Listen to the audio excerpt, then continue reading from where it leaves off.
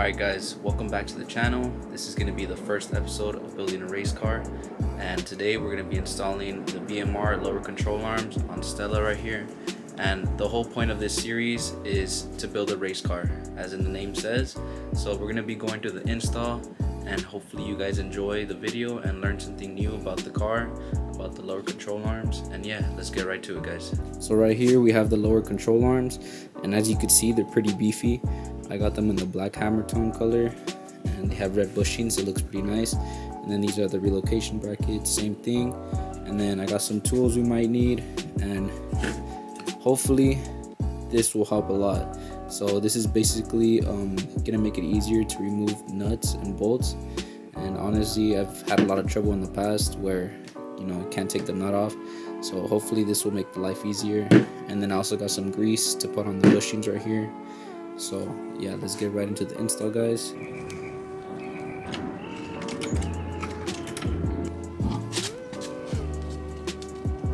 Alright guys, so as you can see, I ended up lifting both sides on jack stands just to even it out, and I put the lift on the differential just so the rear axle could actually lift up and down. So that was the reason why I couldn't actually align the control arm to the bracket.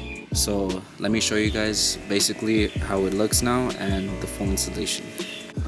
Alright guys, so I just removed the tire, and the first part that I did was I actually had to remove the brake line, which was pretty much right here. So the brake line goes through the lower control arm hole right here, and then it connects up here into this little slot. And basically I just put some grease right here, and then I slid it out. And then once you slide it out this way, you could easily pull up and then down, because you have to pull it up and out of here. So the brake line goes all the way right here, so you pull it out this way and then you slide it up. Alright, so now I'm gonna just put some PB blaster on the bolts just so it's easier to get out right here, and then afterwards I'm gonna just remove them and then install the parts. Alright, so this is gonna be an 18mm bolt, and I use the breaker bar to loosen it a little bit, and then pretty much.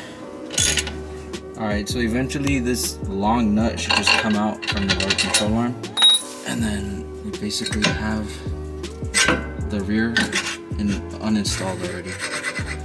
So now we're gonna get to the other side and hopefully. Alright guys, so once again, use the breaker bar for this. It makes it a lot easier, and then you do have to use some force. And now we're gonna just remove it, and the whole lower control arm is gonna come off. And just like that, the bolt came right off, and then out came the control arm. So right here, this is what we just uninstalled. So this is the old lower control arm, and then now we're gonna get the relocation brackets, and then we're gonna put those on. Guys, one last thing that we have to remove before installing the relocation brackets is going to be these weights that are on the axles. So this is a 15mm right here. So I use a breaker bar to loosen it up once again, and then now we're just gonna use the ratchet and take it off. I actually have to remove the Panhard bar, so this is going to be an 18mm socket, and yeah, we're gonna just remove this, and then we're gonna get to the next step, guys. Alright guys, once you guys loosen up the bolt right here for the Panhard bar, there's gonna be this little nut that comes off. It's kind of like a nut. I'm not sure if you guys could see it. Let's see, do the hole. So this part is gonna come off, and then once you have that off, you just slide up the relocation bracket, and then you're gonna install this bolt right here. It comes in a gold spacer, or with the gold spacer. So as you guys can see, this right here is gonna be the bolt that you guys install, and then you put the spacer in the middle. So we are not gonna reinstall the weights that came on the car.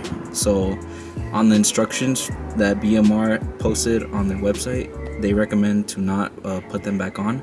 So we're not gonna do that. It's just extra work, and if it's recommended to not use it, then I might as well go with what the experts say. So from here it should be easy.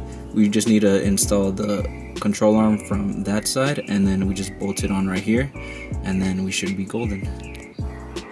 Alright guys, so before we install the control arm, we are going to grease the bushings, and basically in order to install it, you're gonna have the skinnier part going on the front, and then this part that has that's a little extended right here, this is gonna go on the back.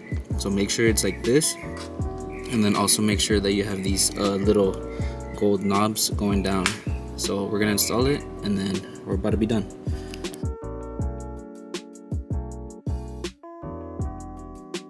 Alright, so with that one installed, all we're gonna do is install the other one, and basically this is what it's gonna do. So it's just gonna go like that. And why is it not long enough? What the fuck? Alright guys, so basically what was happening was that the lower control arm was not aligning with these bolts right here. So basically what I had to do is I actually had to lift up the differential, as you can see right here, and then I had to basically push the axle like forward as much as possible. And right when I aligned it, I basically just stuck the nut in and then tightened it down.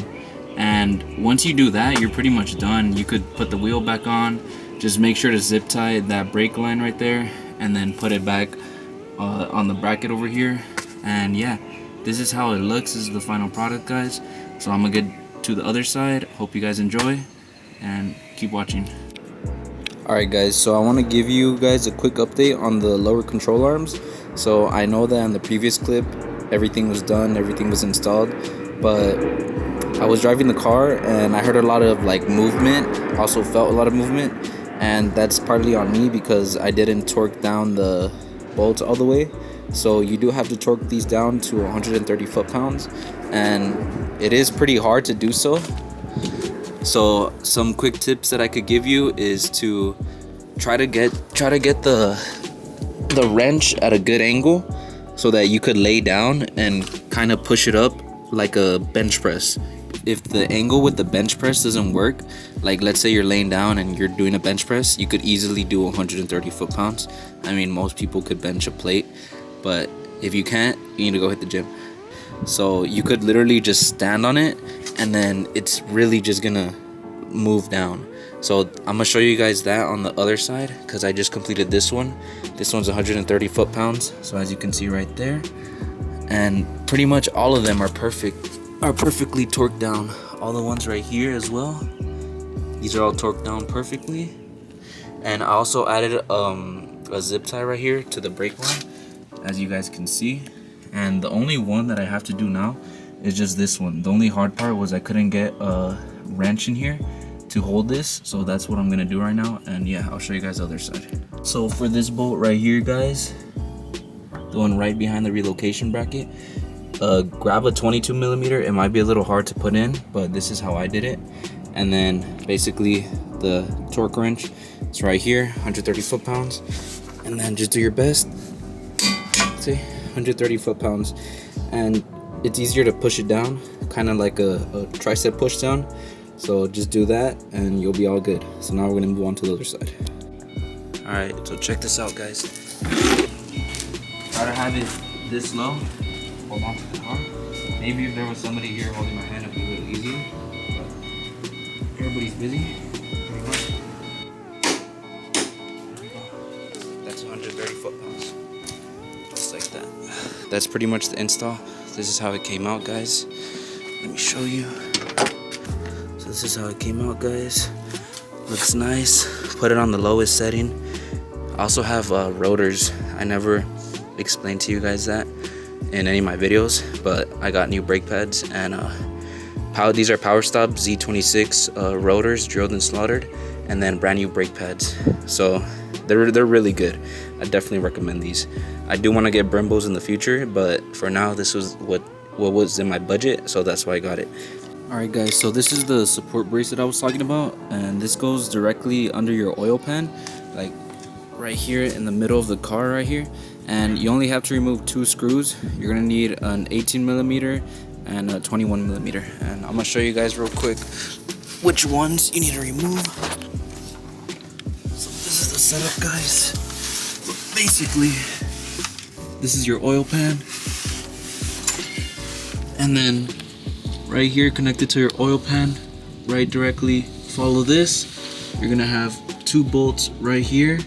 So this one I think is the 21 millimeter, and this one right here you have to hold it with like C-clamps.